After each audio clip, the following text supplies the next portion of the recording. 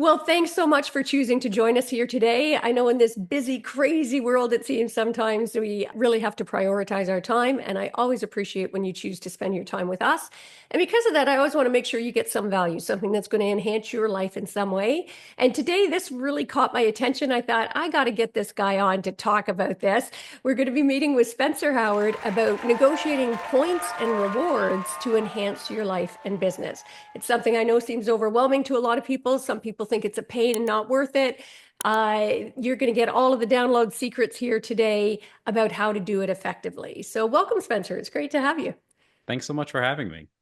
And for those of you who may not know or have heard of him, Spencer Howard is a credit card loyalty program and travel rewards expert. And I thought, wow, what an interesting niche that is.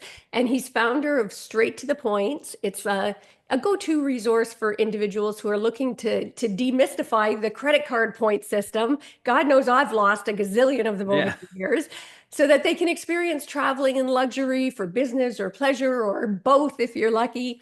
And he believes everyone deserves to fly business class, and he's on a journey to help people make that happen. So let's jump in, Spencer. Like, how did you come to this work? It is such a specialized niche. Yeah, it's definitely niche. Yeah, I worked in politics for years, which is not the normal path to this, I guess, but Yeah. it just stemmed from a hobby. I've Yeah. learned about it on a website, saw that this was like a way that I could potentially fly business class because I wasn't about to spend, $8,000 on tickets to go to Europe. I mean, hey, if you can, that's great, but I was not in a position to Yeah. do that, especially not regularly. And so I just saw it as this opportunity for me. And I think while most people take a casual interest, I decided to spend 4 hours a night reading about airline routing rules and credit card terms and conditions. And yeah, Wow. that was about 6 months of my life, and then I started writing about it, and here it Yeah. just kind of kept going. So here we I are. love it. I love it. And I think, like I say, I'm truly, sort of interested. I got a little pad and pen here to take notes Yeah, myself, listen to the episode again. I can't think of how many times because like you save and save and save, which sometimes they end up declining in value over time, but yeah, also at least two that come to mind right off the top of my head where I had over a couple 100,000 points that would have done a ton. And then I got into an issue with the credit card company, ended up letting the credit card lapse and lost all of those points having done nothing with them. So yeah, why don't we start with some myth busting? Like I think, a lot of business owners see credit cards as just, a piece of plastic, right? This is something I yeah, need to pay my bills. I know you see them as a really valuable business tool. So enlighten yeah, us. yeah. Tool's a good word. I think it's another tool in the tool belt, whether it's personal spend or business spend. To me, it's you're going to do it anyway. You may as well get something back for it. I was not really into credit cards at all until I found the kind of the ability to use points for Yeah. travel. I just use a debit card thinking, well, I'm not gonna spend more than I have, Yeah. so why do I care? I still operate like that. I just now get something back in Yeah. return. So I think there's this idea that it's just a card. Like who cares? But that's because people don't see where the value is in the Yeah. points. It's very amorphous. And I think also people are concerned about their credit scores. I know, and it differs depending on what country you're in, like how that's calculated. But here in the US, like having more credit cards doesn't necessarily hurt you as long as you're paying Yeah. everything off on time. I Yeah. assume that's probably similar in most countries. Absolutely. So I think the fear is one of the big myths. I also think that when it comes to points and miles, people think you have to be like a frequent flyer who's traveling for work all the time. And Yeah. that was to earn points that way. I mean, like it's great, but it's also not as common as it used to be. Airlines have really moved into partnerships with banks to try to capture your spend in different ways. So now it's not just for people who are on the road all the time. Yeah. Yeah, beautiful. Now, I know a lot of people, business owners and beyond, frankly, think that cashback cards are going to be a better option for them. I'd love your thoughts on that. Yeah, I think if you don't care about travel, absolutely. I mean, like, there's no point in points unless you're actually going to use them Yeah. to travel. So if you're not into it, that's great. Like, go get a cashback card, keep your life simple. But especially if you want to travel in business or first class, the number of points you're going to need will be far fewer than the like cashback you're going to need to Got earn it. to get the same flight. So it's just going to take you so much longer to kind of use the cash back to get business or first class flights, especially on international routes. So to me, it's just kind of an expedited way of getting me Yeah. to what I want. Well, and let's talk a bit about strategy on that, right? So, like, do you have hot tips for us on how Yeah. do we develop a credit card strategy? Because Yep. oh, you speak about them being a gold mine of untapped potential. So, in Yeah. concrete terms, what can our listeners do to Sure. getting strategies in place around that? So I always like to preface it that I'm speaking from the American perspective. We have a lot more options here than other countries, though Yeah. Canada and Australia and some others have decent options as well. Okay. So for me, it's just deciding how into it you want to get. I Yeah. think kind of beginning with the end in mind helps. So there's the kind of like keep it simple, get 1 to 3 cards, never think about it again approach. I think a lot of people like that approach. It's Yeah. just a slower way to earn points. So you want to make sure you're getting a few cards that have bonus categories that match up with where you're spending. So if you Okay. go to grocery stores or you go to restaurants or whatever it is, like matching up bonus categories so you're earning more than 1 point per dollar. Yeah. That's really an important part of that strategy. I think a common one in our space of points and miles is the like get 4 to 6 cards again in the US Yeah.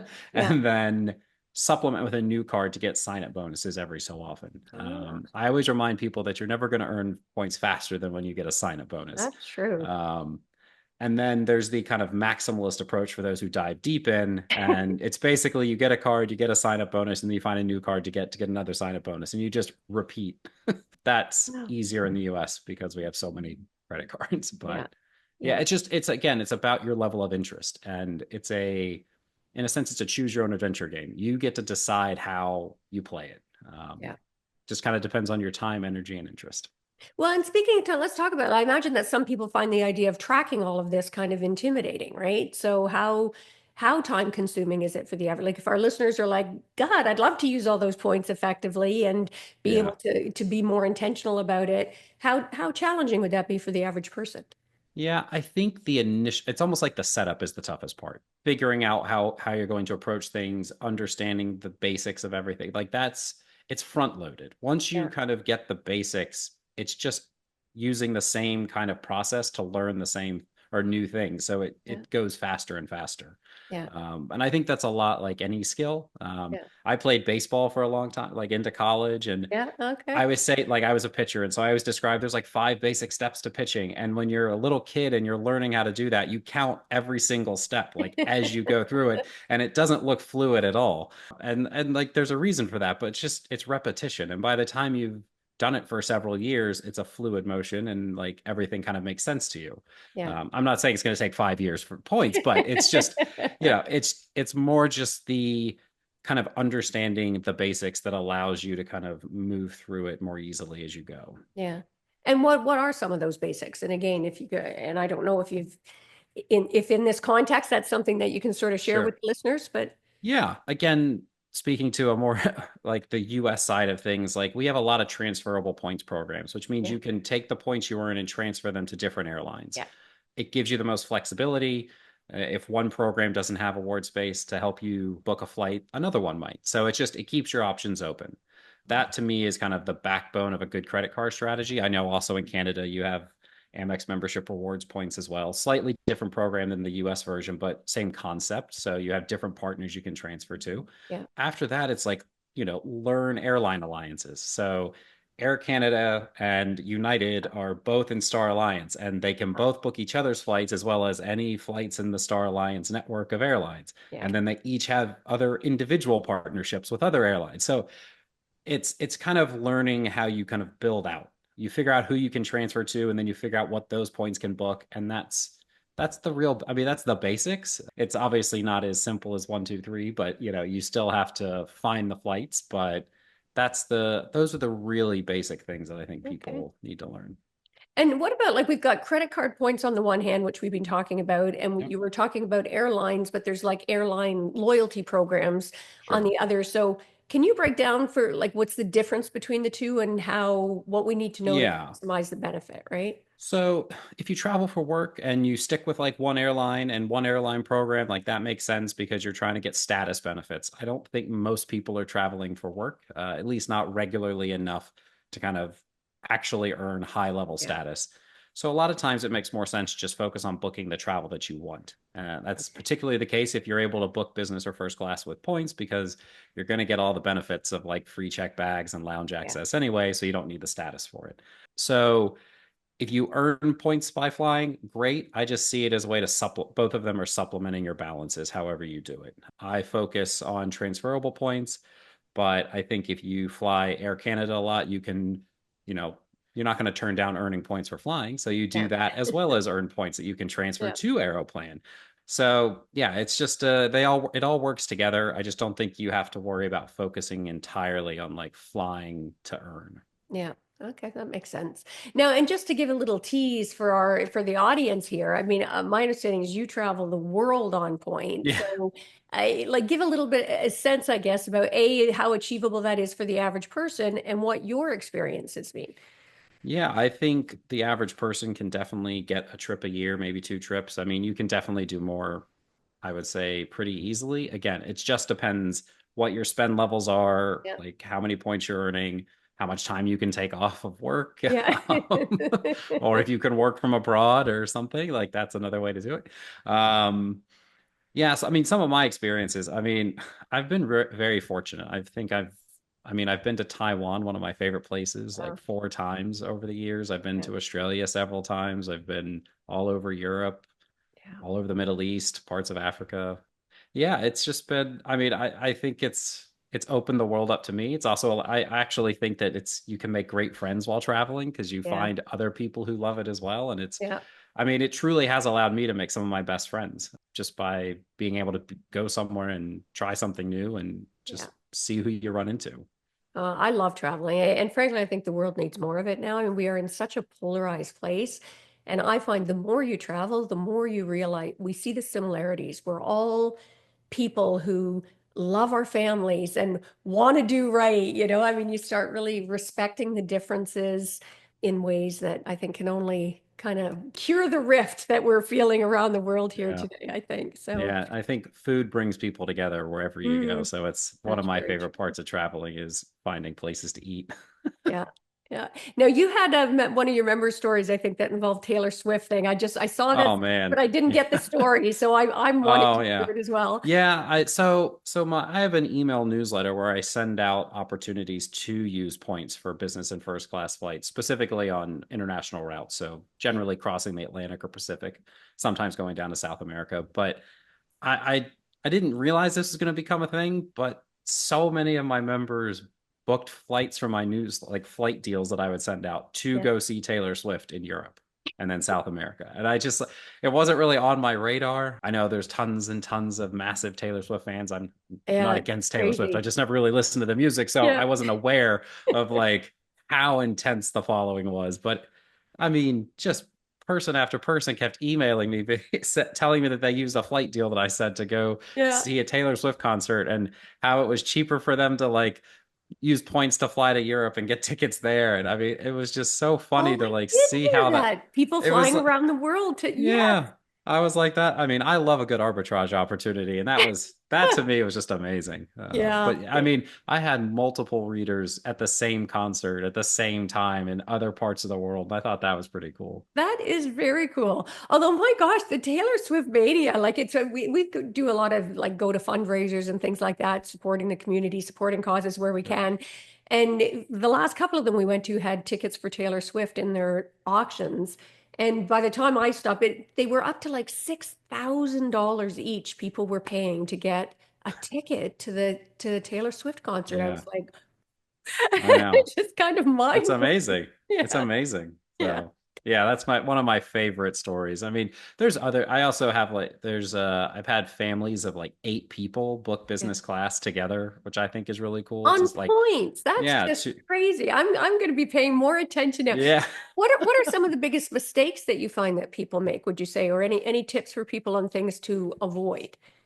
Don't use your points on gift cards and other little things that Ah, banks or airlines try to get you to use them on. I just yeah. like points and miles are meant for travel. Focus on Okay. that. I think sometimes banks and airlines, they love to give you options and they say they're making it easier for you. And I'm like, easier for you, but like cheaper for them. Okay. And that's fine, whatever, I get it, but they're also just not telling you the best ways to use them. So that's where I Yeah. kind of see my role. Yeah. But yeah, I think points are meant for travel. If you've got travel rewards points, like use them. Okay. But also Well, don't sit on them forever because you alluded to this earlier. yeah. devaluations happen, airlines will start charging more. Yeah, And so I always tell people it's not an appreciating asset, it's a depreciating absolutely. asset. Oh, So I'm not saying you should just like flippantly go use your points on every single flight. Like, yeah, be strategic. Think about, what travel you have coming up yeah, and say, okay, maybe this ticket is actually cheap with cash, so I'll pay that, but I'll use the points for this more expensive yeah. one later. That's fine. But don't Yeah. just, you don't want to be sitting on them for years at a time. That is a Um, great tip. I've never thought of it that way. It is a depreciating asset. And yeah. even just as you're saying that, I know I'm sort of going off, but same with hotel points. Like I can't tell you Same how many thing. times I have built up a huge roster of points Yep. thinking I'll take this big trip. And then there's a merger or the hotel buys another one out. Next thing you know, your Yep. points are worth a fraction of what they would have been had I used them, Yep. 5 years ago. It's so Yeah. And frustrating. and we all run into it at some point, but that's the other part of why I say transferable points are so useful. If you are earning United miles in the US, just United miles and the United devalues, well, now you may not have enough points to book Uh, the flight to Europe or to yeah, Japan or wherever. yeah, But if you'd been earning in the US, we have a Chase Ultimate Rewards from yeah, Chase Bank. You yeah, can transfer points to both Air Canada or United. yeah, And say United devalues, and so you can't book, let's say it's a Swiss Air flight yeah, to Europe because you don't have enough points, but oh, you have enough points with Air Canada. So you transfer them to Air Canada instead and you still get the flight. So it kind of insulates you from any given devaluation because you yeah. still have other options that may be more affordable. Yeah. Smart. Oh gosh. I'm excited about the opportunity to get all of it because again, the spending is so high and you might as well, as you say, use it as a tool to Yeah. be getting greater value for both personally and professionally. Same for a lot of Yep. businesses. But It's huge for business owners. I think yeah, it's honestly, it's almost like a little cheat code. If you yeah, have a business that, and you're just spending money to keep it running, buying, yeah, whether it's supplies, running digital yeah, ads, like whatever it takes. I mean, I always say some businesses are just printing points. I mean, some businesses spend multi-millions of dollars on a credit card every year. And I'm just like, yeah, go use that to go travel when you're not yeah. actually, working. Well, I want to challenge for our listeners out there, like it just, as Spencer was saying that, think of the businesses out there, and do you fall in this category with all of these high expenditures that you are doing nothing with and getting nothing for? It just makes common sense to be taking that same expenditure that you're going to be using anyhow and find a way to maximize that value for it to be able to get that personal travel or business travel to wrap it back up in the business, whatever works for you. I think that's Yeah. fabulous. Now, I want to circle back to your newsletter. And for our listeners, Spencer had mentioned about the newsletter that he has. We're going to be giving you special links as well. So don't fuss if you're busy right now or whatever. We'll make sure in the show notes that you've got access to the links. But tell us a little bit more about why it would benefit somebody to jump onto your newsletter. What can they do? Sure. So we often talk about like the hunt for award space, and that's because airlines will sell you any ticket for cash. They will not let you book any ticket with points. Sometimes they'll release one award seat, Yeah, sometimes two, sometimes none, sometimes eight. It depends on the day. Some airlines that's are true. relatively predictable with it, and others have no pattern whatsoever. Yeah, So it's a game, and like anything, the more time and energy you put into it, the more you're going to get out of it. yeah, I find that most people don't have that kind of time. yeah, They're raising kids, working, of course. having hobbies that they actually want to spend time on.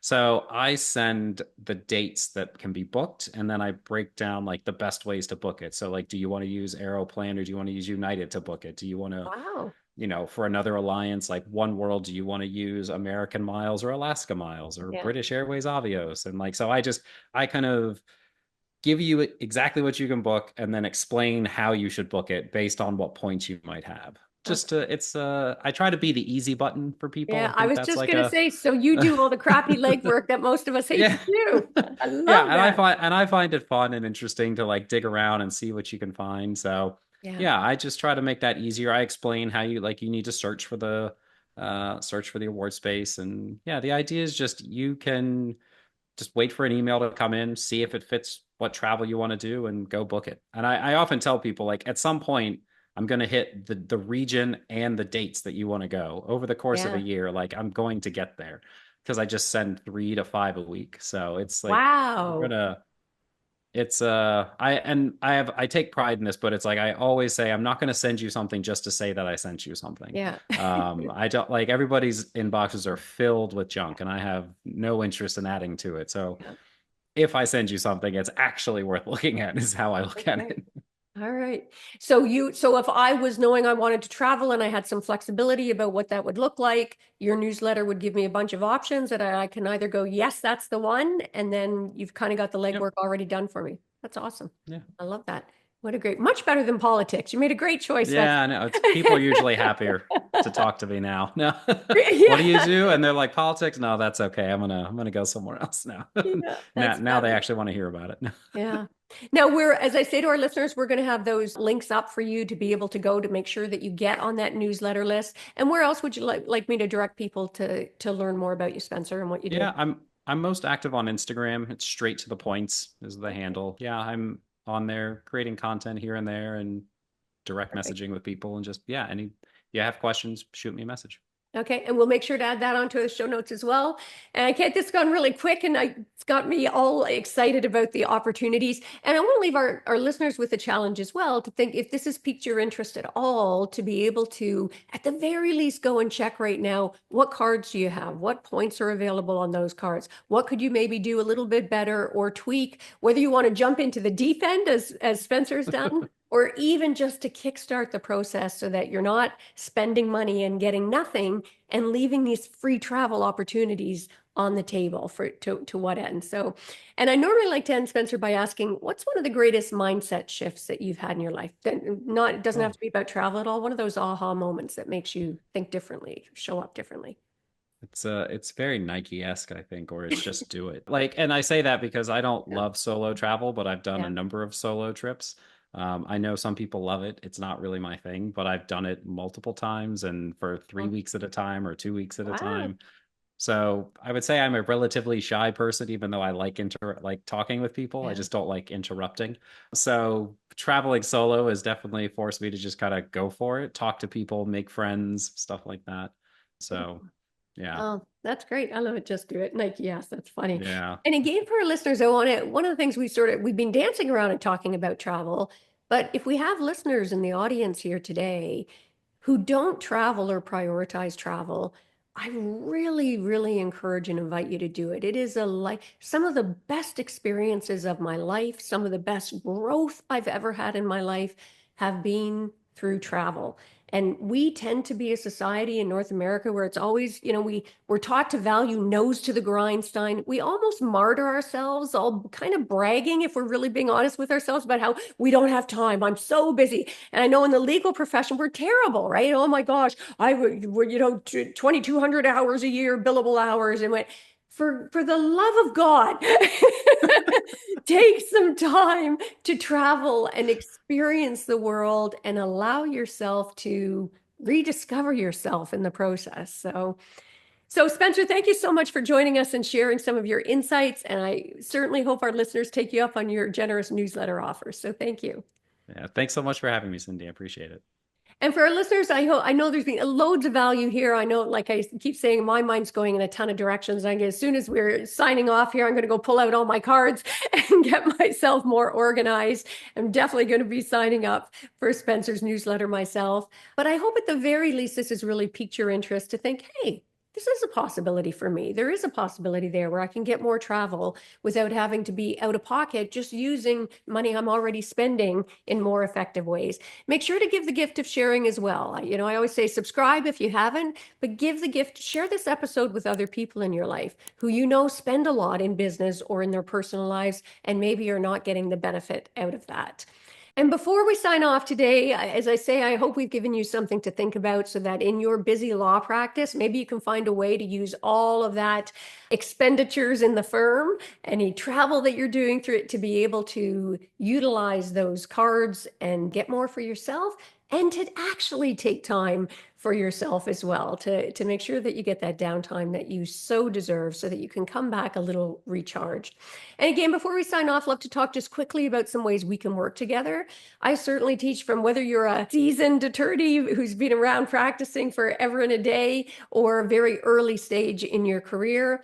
I love to jump in and help find a better way to practice, right? To be more authentic, less battle worn, and ultimately be significantly more effective in the process. And I certainly would love to opportunity to either help you personally or your firm be able to thrive and stand out while still bringing a better way to practice law to your firm. If that sounds interesting, check it out at www.practicingwithpurpose.org. And that's a wrap for this episode. Until next time, go forth and find ways that you can practice on purpose. Find a better way to practice law so you can rekindle that passion and make a difference in the world, negotiating your best life on your terms. Until next time, take care.